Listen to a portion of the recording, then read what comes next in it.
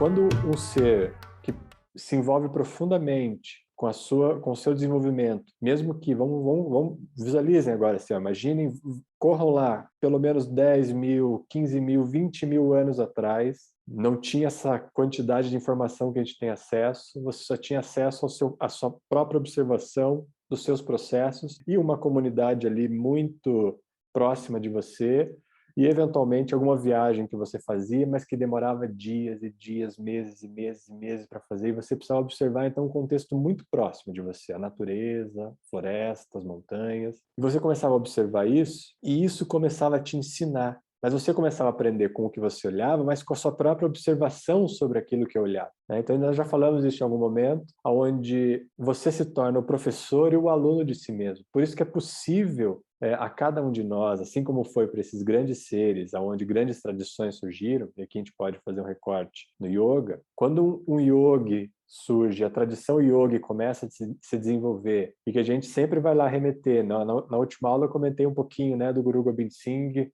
fazendo uma referência clara a Adi Shakti. Então, aquela primeira força nuclear de polo feminino que se desenvolve e que encontra no Adi Yogi, no primeiro yogi, que ele sempre remete também a Shiva. Então, Shiva como o primeiro yogi, aquele que foi capaz de ser o professor e o aluno de si mesmo. Pensa lá nesse serzinho, que a gente às vezes a gente coloca num nível muito mitológico, esse contexto de Shiva, mas se você for olhar com mais precisão, provavelmente era um ser humano muito envolvido com a sua transformação e que, ao se envolver profundamente com a sua transformação, foi capaz de traduzir a própria frequência que emana a vida numa linguagem, de novo, aqui a gente tem o quinto chakra, capaz de ser compreendida por quem estava à sua volta. E que, no caso desse primeiro yogi, não foi só para quem estava à sua volta, né? Isso vem se estendendo por muitos e muitos anos, séculos à frente, e vai indo, e provavelmente permanecerá para sempre, porque é uma verdade absoluta. Como diz Guru Nanak, Adi Sat, Jugad Sat, Happy Sat, Nanak, Hosi Pi Sat. Ou seja, estava lá no começo, está aqui agora, estará para sempre, através de todas as eras, de todos os tempos. Quando você reconhece essa verdade, isso passa a vigorar como uma realidade. E aqui também é aquele jogo entre o que a gente fala da identidade e personalidade. Quando essas duas coisas se fundem completamente, a possibilidade de você viver aquilo que é a sua própria essência, expressar a sua própria essência. Então, tudo isso ocorre nesse mesmo contexto que a gente vem trabalhando aqui o tempo inteiro, nesse contexto do campo do número 5, da essência do 5, que é traduzir esse paradoxo. Se a gente for considerar lá do 1 ao 10, os campos da consciência, o 5 é o único que não tem uma dupla para formar 10, certo? E, no entanto, é par de si mesmo para formar 10. Então, ele é o espelho de si mesmo. Então, um espelho tão perfeito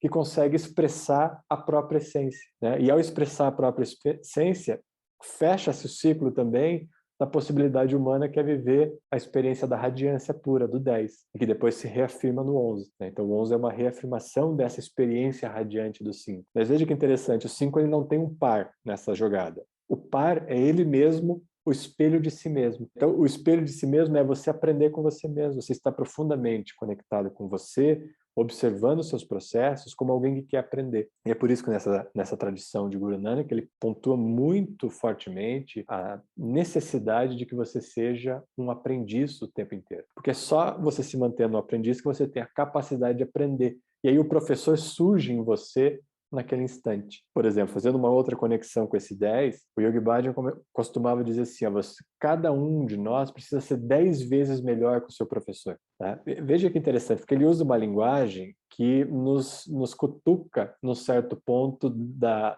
autoimagem, onde você fala assim, você cogita ser melhor que o professor. Então, primeiro você vai ter um ensinamento aí, que é como é que você vai lidar com essa vontade de ser melhor que alguém, que não é o ponto dessa frase aqui. Porque veja o que significa ser 10 vezes melhor que o professor. O professor é sempre a unidade, é onde há a fusão total, certo?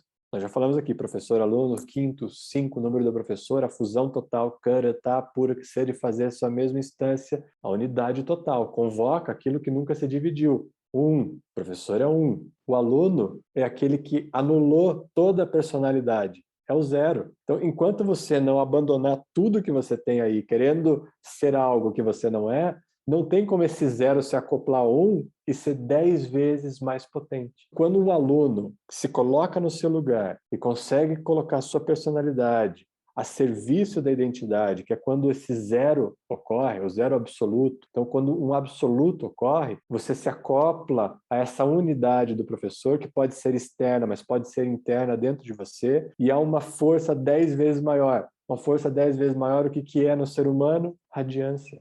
É quando a sua radiância está completamente afinada com a sua essência, transmitindo e traduzindo, transbordando a própria essência via claridade, via clareza. Então, quem se aproxima de você é capaz de olhar com clareza para as próprias questões. E isso é ser um professor, é você estar como um farol em qualquer lugar. Então, qualquer lugar onde um professor está, há a possibilidade de olhar com clareza para a escuridão. E nós já falamos também algumas aulas aí, né, o processo da identidade, onde a sombra é parte e ferramenta desse olhar para claridade, né? E se lembrar da identidade. Então você olha para a sombra e ao olhar para a sombra lembra que há luz. É até um raciocínio lógico, né? Se há sombra, há luz. E aí se há luz, há bem-aventurança. Você através da sombra mergulha no estado de contentamento.